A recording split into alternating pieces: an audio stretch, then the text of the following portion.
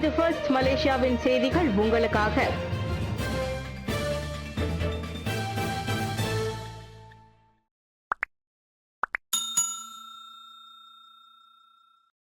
சூதாட்ட விவகாரம் அவதூறு பரப்பினால் சட்ட நடவடிக்கை, பிரதமர் எச்சரிக்கை. ஜொஹூரின் ஃபாரஸ்ட் சிட்டியில் சூதாட்ட விடுதி லைசன்ஸ் திட்டத்திற்கான பேச்சுகளில் தம்மையும் அரசாங்கத்தையும் தொடர்பு படுத்தும் எந்த ஒரு தரப்பினருக்கும் எதிராகவும் அவசியம் சட்ட நடவடிக்கை எடுக்கப்படும் என பிரதமர் ஸ்ரீ அன்வர் இப்ராஹிம் எச்சரித்திருக்கிறார். இத்தகைய நபர்கள் அரசியலில் மூலதனம் இல்லாதவர்கள் என அவர் வர்ணித்தார். ஃபாரஸ்ட் சிட்டியில் சூதாட்ட விடுதியை ஏற்படுத்த வேண்டும் என்பது குறித்து மாட்சிமை தங்கிய பேரரசர் சுல்தான் இப்ராஹிம் தம்மிடம் எந்த வேளையிலும் தெரிவிக்கவில்லை என அவர் கூறினார். அங்கு சூதாட்ட விடுதியை கொண்டிருக்கும் ஆர்வம் குறித்து பேரரசர் தம்மிடம் தெரிவித்ததும் இல்லை. அப்படி இருக்கும் போது எங்கே இருந்து இந்த தகவல் கிடைத்தது என அன்வார் வினவினார். அரசாங்கத்தில் உள்ளவர்கள் குறை கூறலை ஏற்றுக்கொண்டாலும் சம்பந்தப்பட்ட தனிப்பட்ட நபர்கள் அரசு அமைப்பை குறை கூறக்கூடாது என அன்வார் தெரிவித்தார். அரசு அமைப்பு என்பது உயரிய மாண்பையும் புனிதத்தையும் கொண்டதாகும். அரசியல் அமைப்பு சட்டத்திலும் அரசு அமைப்பு நிலைநிறுத்தப்பட்டுள்ளது. எனவே நமது ஆட்சியாளர் அமைப்பை அரசியல்வாதிகள் போல் குறை கூறி கொண்டிருக்க கூடாது என பிரதமர் கேட்டுக்கொண்டார். பினாங்கு சுங்கை பாக்காப் சட்டமன்ற உறுப்பினர் தீவிர சிகிச்சை பிரிவில் அனுமதி. பினாங்கு சட்டமன்ற உறுப்பினரான பாஸ்கட்சியை சேர்ந்த நூர் ஜம்ரி லத்தீப் வயிற்று வலி தொற்றின் காரணமாக செபரங் ஜெயா மருத்துவமனையின் தீவிர சிகிச்சை பிரிவில் அனுமதிக்கப்பட்டுள்ளார். அவர் தற்போது மயக்க நிலையில் வைக்கப்பட்டுள்ளார். இதனை பினாங்கு பாஸ் செயலாளரான இசுர்சி இப்ராஹிம் உறுதிப்படுத்தியிருக்கிறார். 2 நாட்களுக்கு முன் வயிற்று வலி காரணமாக சுங்கைபாக்காப் மருத்துவமனைக்கு கொண்டு செல்லப்பட்ட அவர் அன்றைய தினமே செபரங் ஜெயா மருத்துவமனைக்கு மாற்றப்பட்டார். நார் ஜம்ரியை காண்பதற்கு வெளியார் எவரும் அனுமதிக்கப்படவில்லை என அவரது மனைவி தெரிவித்துள்ளார் என இசுருசி இப்ராஹிம் தெரிவித்தார். கடந்த பொது தேர்தலில் பெரிக்கத்தான் நேஷனலில் வேட்பாளராக போட்டியிட்ட நார் ஜம்ரி மொத்தம் 15,463 வாக்குகளை பெற்று 1,563 வாக்குகள் பெரும்பான்மையில் பக்கத்தான் ஹரப்பான் வேட்பாளர் நுஹிதாயா சேரோஸை வென்றார்.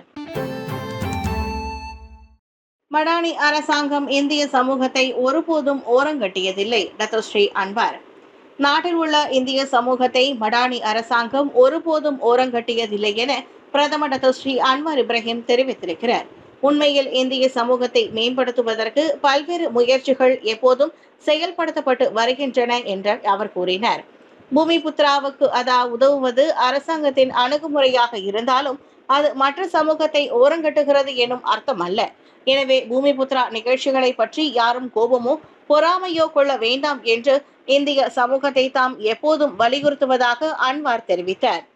என்ன செய்ய வேண்டும் என்று கேளுங்கள். தகுதியானவர்களுக்கு குடியுரிமை வழங்கப்படவில்லையா? மலேசியாவில் 50 அல்லது 60 ஆண்டுகளுக்கு முன்பு பிறந்தவர்கள் குடியுரிமை பெறவில்லையா? நாங்கள் அதனை தீர்த்துள்ளோம். உள்துறை அமைச்சு அதிக அளவில் குடியுரிமை விவகாரத்தை தீர்த்திருப்பதை நாங்கள் பார்ப்பது இதுவே முதல் முறை என நேற்றிரவு 4 உள்ளூர் தொலைக்காட்சி நிலையங்களுடன் சோல் ஜவாப் பெட்டானா மெந்திரி என்ற நிகழ்ச்சியில் சுமார் 1 மணி நேரம் பேசிய போது அன்வார் தெரிவித்தார்.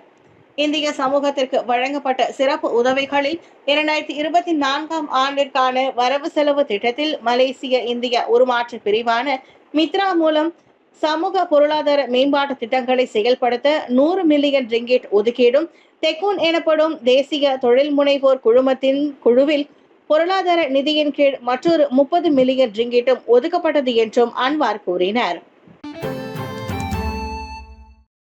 இவ்வாண்டு 1 மில்லியன் சீன சுற்றுப்பயணிகளை கவரும் இலக்கை மலாக்கா கொண்டுள்ளது.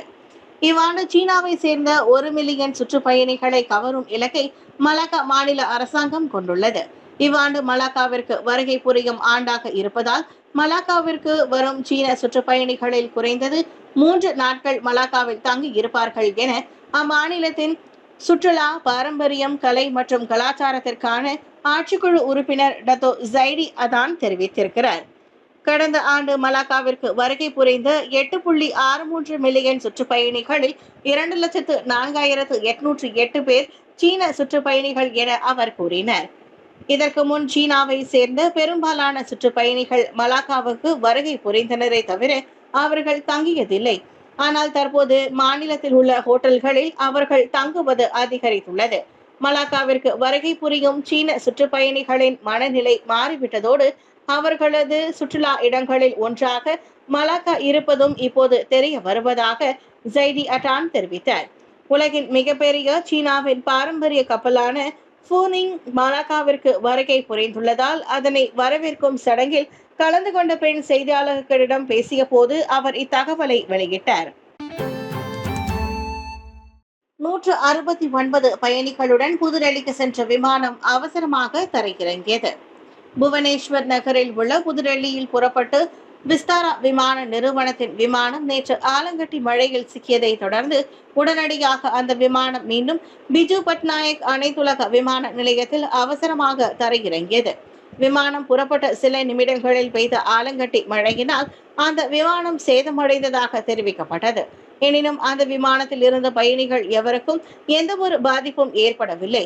அந்த விமானத்தின் முன்புற கண்ணாடியில் விரிசல் ஏற்பட்டதாக முன்னோடி விசாரணையில் கண்டுபிடிக்கப்பட்டதாக பிஜு பட்நாயக் அனைத்துலக விமான நிறுவனத்தின் இயக்குனர் பிரசன்னா பிரதான் தெரிவித்தார்.